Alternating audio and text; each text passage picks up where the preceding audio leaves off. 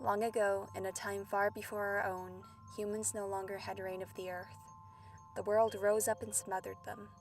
Though not in a sense you or I could understand, it was a subtle move, slow but calculating, taking the humans out in small bunches until they were no more. A new age opened up. This was the time of the earth, a time where her children were given free roam of her lands and skies. Like this, the world had begun anew. To anyone else, this would be seen as nothing short of chaos. But to the spirits, it was perfect. For years they had strived for their freedom, and now they finally had it in their hands. Though none had more freedom than the Sky Children. If humans had still been around, they would have theorized that these spirits were born from those who had died while pining after someone, for these small beings hold only half a heart. These Sky Children cannot themselves fly, but rather it is a small island on which they sit that flies for them. This island itself is not special, but it is their heart that makes it special.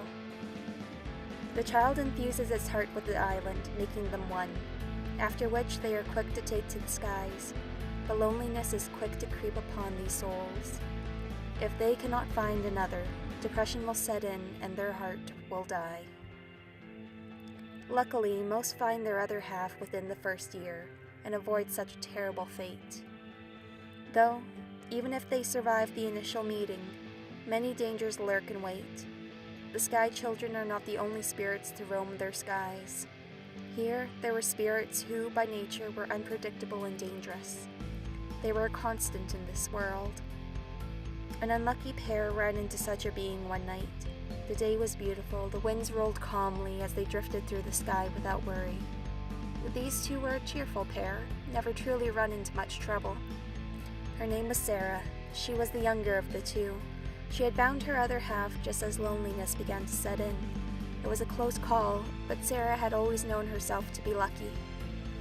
They had found an old book that the humans left behind. They couldn't read its script, but they enjoyed the lovely pictures each page held. Enraptured by these colorful pages, they were oblivious to their surroundings as the skies slowly darkened and the winds quickened their pace. When they realized their mistake, it was too late. Their island had navigated itself into a dark, terrible storm. Unbeknownst to the children, a storm rider had boarded their island. Its eyes glowed a vicious green as it growled. The other child attacked, trying to save her companion, but the odds were stacked against her. She couldn't hold out for long.